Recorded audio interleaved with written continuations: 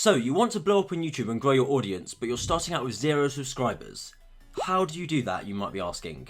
Well, I'm here to tell you. In this video, I'm going to be telling you how you can start and actually grow your audience from scratch using these techniques that actually work. Specifically, we're going to be going over how to actually start and grow your YouTube channel when you're starting with 0, I mean absolutely 0 subscribers. And we're going to be going over why channels aren't growing. So let's get into these tips. Subscribe if you're new around here and turn on the notifications so you never miss a video about how to grow your YouTube channel. Tip number 1, just get started. I can't stress enough how many people say they want to start a YouTube channel but never start it. So many of my friends in real life have told me they're going to start a channel but they never do it. You're never going to grow your channel if you don't even get started. You need to publish the first videos. Get that out of the way and be prepared to fail. Okay, I didn't mean anything bad when I said you're going to fail. You're not actually going to fail. You're just going to probably most likely fail when you start uploading straight away, because most people do. That's just the fact. Your first videos will probably be your worst videos, but you're just laying the foundation and you're going to get better as you post more content. And sure, you could always get lucky and actually grow straight away, but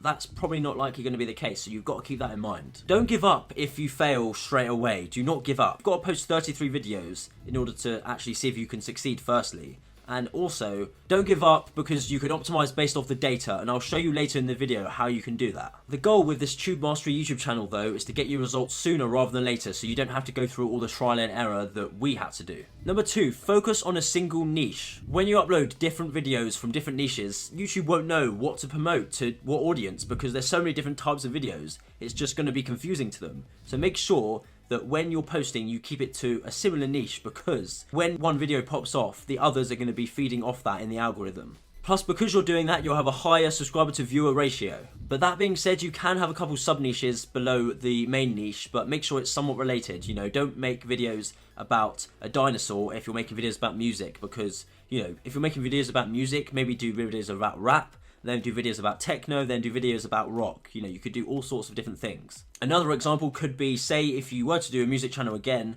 you can do videos maybe about Michael Jackson and then do other videos talking about a genre of music instead of just an artist. You know, you could switch up and change up the content, but music is the general niche that you're doing videos about. Number 3, upload regularly. You know, you have to do this in order to actually have any chance of succeeding, because if you don't upload regularly, who the hell is going to want to be subscribed to your YouTube channel? Because they're going to just see videos sporadically and it's just not going to be good for them and you. You've got to ask yourself, how many good quality videos can you produce per week that are actually doing well within your niche?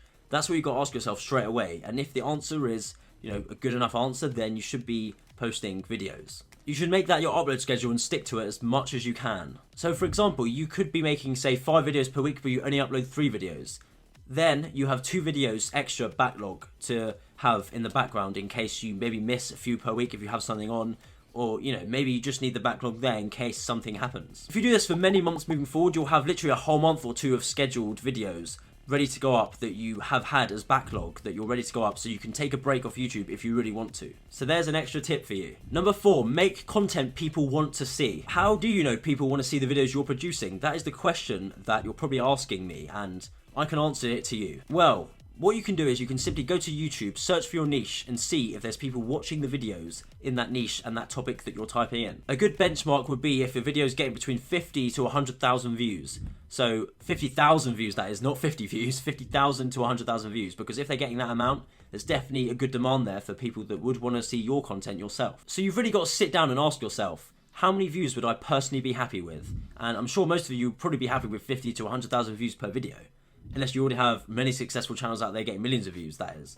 But, you know, you should be looking at that and deciding to yourself, what am I actually happy with? So consider that when you're posting to your channel. Number 5, keep people on YouTube.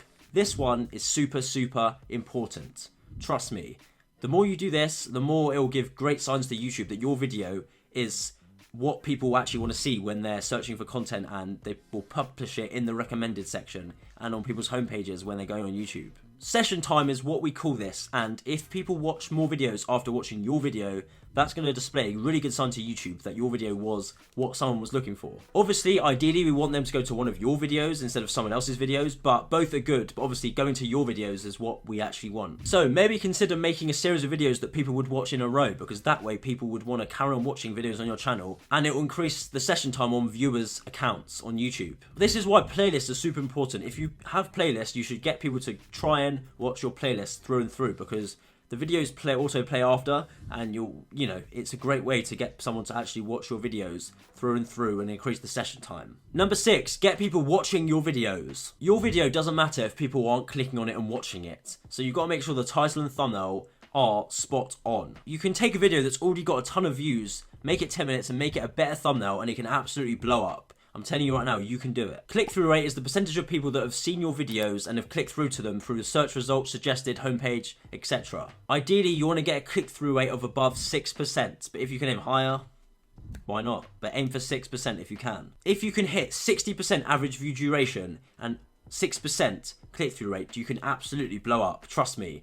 Aim for 6% click-through rate and 60% average view duration. If you want to improve the click-through rate, you can absolutely swap out the old thumbnails with better thumbnails and test if that works better, especially if your video is getting impressions. And you can search your analytics and see from impressions which videos are actually getting the most impressions in the analytics. So I urge you to check the analytics and really see which videos are actually getting impressions, because a lot of them can be getting a lot of impressions but no clicks, and that's due to the thumbnail or the title. So you've got to try and improve on it, especially if your video is actually getting impressions. But how do you know which thumbnails are doing well? Well, I want you to type in your niche on YouTube and see what thumbnails are actually doing well, and you want to try and replicate maybe the person's faces on the thumbnail, how they do the thumbnail, the style, and all of that. If you can try and replicate that, or videos that have already done well in your niche, you're probably most likely going to replicate it and do well yourself. But don't copy all of it, just copy the best aspects of it and take inspiration from it. Number 7, focus on suggested videos. You've probably heard about YouTube being the second biggest search engine apart from Google, which is first.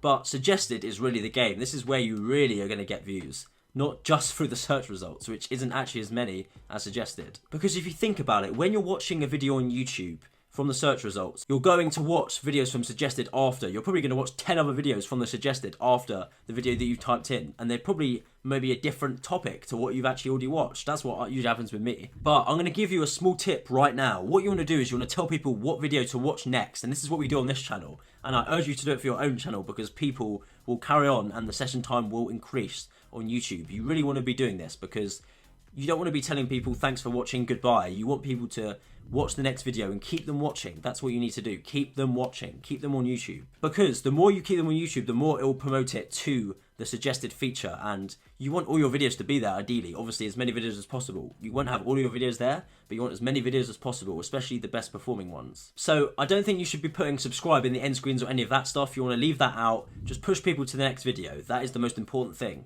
When YouTube sees people going from one video to the other, they connect the dots and they're going to promote that video in suggested more and more of that video that you originally watched, because YouTube can really see that that's actually a video people want to watch after this one. Of course, your content actually has to be good. You can't just produce any content that's rubbish. You want to produce content that is actually really good. So make sure that you produce good content. And we go over this in the Tube Mastery course if you want to check out the link in the description. Number 8, don't give up if you don't see results straight away. Keep this in mind. Mr. Beast had to upload over 1,000 videos before seeing any traction.